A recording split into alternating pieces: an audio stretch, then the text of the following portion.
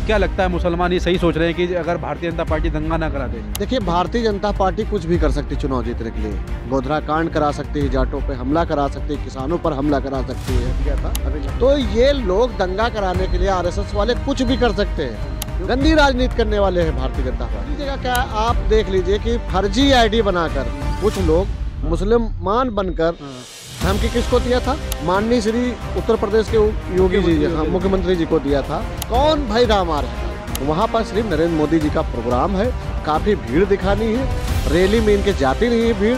तो इसलिए अब ये ऐसे 22 तारीख को चुन लिया कि हाँ 22 तारीख को वो आएंगे तो हम उसी बहाने अपनी रैली कर लेंगे। नमस्कार दोस्तों, द हिंदू की एक रिपोर्ट आई है जिसके अंदर कहा गया है कि अयोध्या के मुसलमान इसलिए डरे हुए हैं कि बाहर से जो लोग आएंगे कहीं वो 1992 की तर्ज पर हिंदू मुस्लिम के दंगे ना कर दें, क्योंकि भारत के अंदर लोकसभा के चुनाव भी हैं। उसको देखते हुए काफ़ी लोग डरे हुए हैं कि अगर दंगा होता है तो देश के अंदर सांप्रदायिकता का माहौल बहुत तेज़ी के साथ बढ़ जाएगा और आरोप मुसलमानों के ऊपर लगा दिया जाएगा। जैसे गुजरात के अंदर मुसलमानों ने ट्रेन जला दी थी, आरोप लगाया गया, लेकिन उसकी जब जांच हुई तो कुछ और निकला। लेकिन जांच कब होगी, जांच में कितना वक्त लगेगा, ये कहने की बात होती है, क्योंकि अगर अयोध्या के अंदर दंगा होता है तो जांच में 2-3 साल लग जाएंगे, लेकिन चुनाव 2-3 महीने के अंदर निमट जाएंगे और सांप्रदायिकता के मुद्दे पर चुनाव भारतीय जनता पार्टी जीत लेगी, ऐसा मुसलमानों का सोचना है। तो क्या लगता है मुसलमान ये सही सोच रहे हैं कि अगर भारतीय जनता पार्टी दंगा ना करा दे? देखिए, भारतीय जनता पार्टी कुछ भी कर सकती है चुनाव जीतने के लिए। गोधरा कांड करा सकती है, जाटों पे हमला करा सकती है, किसानों पर हमला करा सकती है। अभी लखीमपुर देख लीजिए, किसान देख लीजिए, और अभी दूसरी जगह क्या आप देख लीजिए कि फर्जी आईडी बनाकर कुछ लोग मुसलमान बनकर धमकी किसको दिया था? माननीय श्री उत्तर प्रदेश के योगी जी, मुख्यमंत्री जी को दिया था, और उनको क्या कहते हैं 1-2 अधिकारियों को दिया था। तो ये लोग दंगा कराने के लिए आरएसएस वाले कुछ भी कर सकते हैं, क्योंकि इस बार 2024 के चुनाव जो आ रहा है इसमें किसी भी तरह की ये कोई योजना ला नहीं पा रहे हैं। इनके पास एक मुद्दा था जो 22 तारीख को खत्म हो जाएगा। भाई कल 22 है, कल काम खत्म हो। मुद्दे के अंदर भी शंकराचार्यों ने काफी हद तक हवा निकाल दी है। भाई शंकराचार्य को पता है कि हमें धर्म करना है, वो धार्मिक है, वो लोगों को पता है, और ये राजनीतिक है, गंदी राजनीति करने वाले हैं भारतीय जनता पार्टी। आप बताइए, नरेंद्र मोदी जी कह रहे हैं, अभी तक आप देख रहे हैं बड़े बड़े चैनल दिखा रहे हैं कि राम आ रहे हैं, राम आ रहे हैं। कौन भाई राम आ रहे हैं? कल वहाँ पर सिर्फ नरेंद्र मोदी जी का प्रोग्राम है, काफ़ी भीड़ दिखानी है, रैली में इनके जाती नहीं है भीड़। तो इसलिए अब ये ऐसे 22 तारीख को चुन लिया कि हाँ 22 तारीख को वो आएंगे तो हम उसी बहाने अपनी रैली कर लेंगे, और उसके बाद ये चुनाव तक अपना ड्रामा करते रहेंगे। भाई इन्होंने, हम नहीं कह रहे हैं, ये खुद कहा कि दरभंगा में एम्स बन रहा है, एम्स नहीं बना, ठीक है। इन्होंने कहा कि मुस्लिम भी जारी नहीं हुआ अभी तक। हाँ, इन्होंने कई चीज़ जारी कर मतलब बोला, उसके बाद वो झूठ निकला।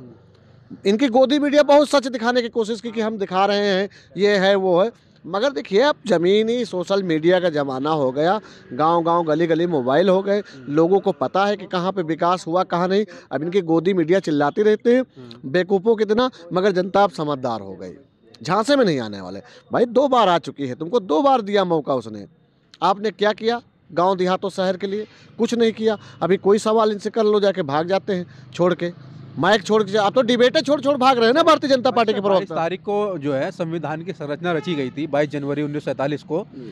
तो भारतीय जनता पार्टी जो है एक संविधान दिवस के दिन ऐसा क्यों, मतलब राम मंदिर का प्राण प्रतिष्ठा कर रही है? क्या मतलब अम्बेडकरवादी जो सोच से उन्हें इतनी नफरत है? देखिए, मैं आपको बता दें, आरएसएस जो है वो देश विरोधी है। इसको जो है आपने देखा होगा कि वो, उनको क्या नाम है, हमारे थे सुनील, क्या कहते हैं, जो इनकी प्रतिमा लगाई गई, बहुत बड़ी ऊंची मूर्त लगवाई गई थी, सरदार पटेल। हाँ, सरदार पटेल जी, उन्होंने इनको बैन कर दिया था। क्यों बैन किया था?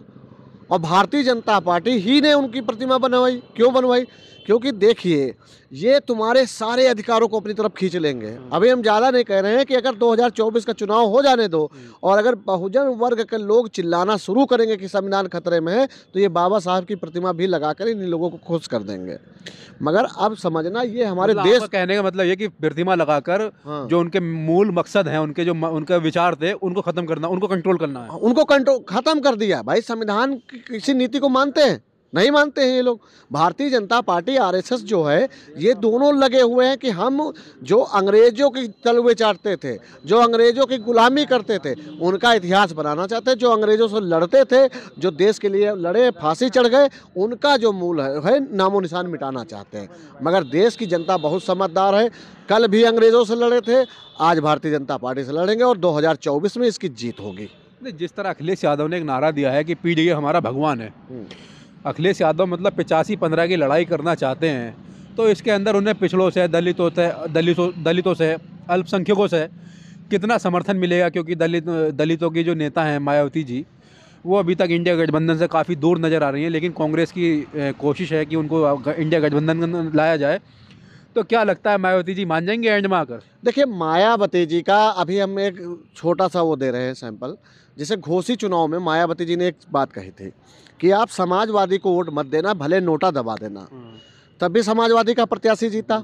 और नोटा के दलितों ने भी वोट। अरे पहले मेरी बात सुन लीजिए बाबू, सुन लिया करो। तो वहाँ पर 1000 वोट नोटा दबा। तो आप सोच लो, एक विधानसभा में 1000 वोट उनका था, इससे ज़्यादा नहीं था। अगर करते तो भाई इनके अगर कहाँ मानता, जानते क्यों नहीं उससे ज़्यादा कोई मानेगा?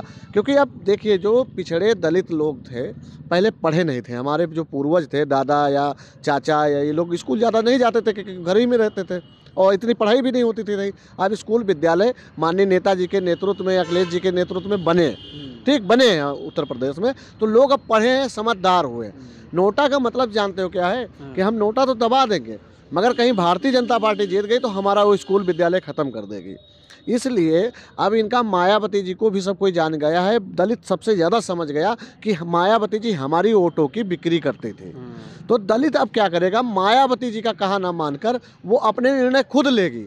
भाई, मान्यवर काशीराम जी ने जिस तरह से एक नारा दिया था, उस नारे के बाद मायावती जी मुख्यमंत्री बनी थी, ठीक। उसी तरह से ये अब जान गए हैं कि समाजवादी पार्टी पीडीए ही नारा जो है एकमात्र ऐसा रास्ता है जो हमको इन 15 से जीत कर इनको दिखाना है कि कल भी तुम देशद्रोही थे, आज भी देशद्रोही हो। नहीं, जिस तरह आपने कहा कि अखिलेश यादव के पीडीए के नारे पर दलित हमारे साथ आ जाएगा, लेकिन एक सवाल ये भी उठता है, जैसा आरएसएस है, प्रचार करता है अपना, वो यादव से दलित की दुश्मनी करवा देते हैं, दलित से मुसलमान की करवा देते हैं, यादव से दलित मुस्लिम की करवा देंगे। बाकी मतलब एक उनका जो प्रचार का तरीका है अपना, एक दूसरे का दुश्मन बता देना, किसी को विरोधी बता देना, उसके आप उसकी काट कैसे कर पाएंगे? देखिए, काट क्या कि भाई देखिए, आज का ज़माना है, शायद अमित शाह हों या जो मोहन भागवत हों या नरेंद्र मोदी, ये समझ रहे हैं कि लोग दूध पीते बच्चे हैं। मैंने क्या बताया कि दूध पीता बच्चा कोई नहीं रह गया। संविधान को अगर नहीं बचा पाओगे 2024 में, तो वो जो नेताजी ने समझ गए, पंचायती राज अधिनियम 1994 जो लाए थे, जिसमें हमारे यहाँ दलित मतलब सब अहिर से लेकर सब लोग चुनाव लड़ सकते थे, वो ख़त्म कर देगी। प्रधानी चुनाव ख़त्म हो जाएगा, जिला पंचायती चुनाव ख़त्म कर देंगे। जब सब खत्म कर देंगे तो तुम लोग करोगे क्या? भाई, विधायक उनके होंगे, सांसद उनके होंगे। आप देख लीजिए, 100 कुछ सांसद भवन से निकाले गए थे, सांसद विपक्ष के 144 बाहर कर दिए गए थे। क्यों कर दिए गए? तो क्यों वो भारी थे। तो सोचो, एक नमूना है ये। और अगर आपकी भारी बहुमत से आ गई भारतीय जनता पार्टी, तो तुम्हारी आवाज़ सदन में कौन उठाएगा? विधानसभा में कौन उठाएगा? मार खाते रहोगे। बताया नहीं कि कोई पूछ में पहले एक टांग के चलते थे, हड़िया टांग के, वही हालत हो जाएगी। यादव अपना गोड़ती करेगा और बाकी लोग लठ खाओगे। भाई, वो तो चाह रहे हैं कि हम फूटन डालें, क्योंकि देखिए अब ये हो गया कि अब जो 15 वाले हैं, उनके खेतों में कोई काम करने नहीं दलित का जाता। इससे जले बैठे हैं, अरे ये तो साला फलाने का लौंडा पढ़ ली, सब हमारे खेत में को करी। हम लोगों से खुद जलते हैं, हम लोगों से ये जलते कि अरे फलाने का लौंडा अब ये नेतागिरी करने लगा, तो हमारे घर का गोबर को उठाई, समझिए। तो ये लोग हम लोगों से जलना शुरू कर दिए हैं, क्योंकि इनके घर के अब हम लोग कूड़ा नहीं उठाते हैं, इनके घर में हम काम करने नहीं जाते, इनके खेत मेड़ नहीं छीलने जाते। ये गुलाम बना के रखना चाह रहे थे। मगर नेताजी, लालू जी, जो ये सब लोग लड़ाई लड़के हम लोगों को अधिकार दे गए कि हम भी लोग कहीं ऑफिस में काम कर सकते हैं, हम अस्पताल में काम कर सकते हैं, कहीं भी संगठन बना सकते हैं। तो ये नेताजी की देन है, और इस संगठन को बचाने के लिए उत्तर प्रदेश और देश पूरी तरह समझ रहा है। 2024 का भी अभी तो ये लोग, कुछ लोग हैं जो गोदी मीडिया द्वारा फैलाया जा रहा, बाकी कोई नहीं फैला रहा। आप जहां जा रहे होंगे विरोध मिल रहा है। जब बताइए, भारत में 4 शंकराचार्य विरोध कर रहे हैं नरेंद्र मोदी का, तो अब सोच लीजिए इनका क्या हालत होगी।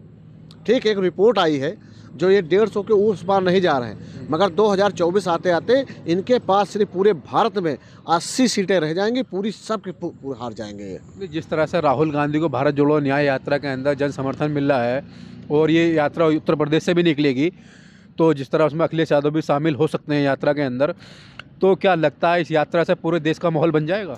देखिए, राहुल गांधी जी ने जिस तरह से यात्रा शुरू की और उस पर लोगों को मतलब प्रक्रिया आई, पहले राहुल गांधी जी को सब लोग पप्पू पप्पू कहते थे, मगर यात्रा के बाद उनको नेता मानने लगे।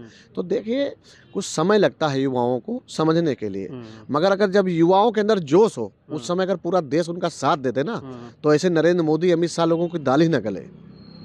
हर युवा के अंदर जज्बा आता है कि वो अच्छा करे, देश के लिए करे, संसद में जाए, अपनी आवाज़ उठाए।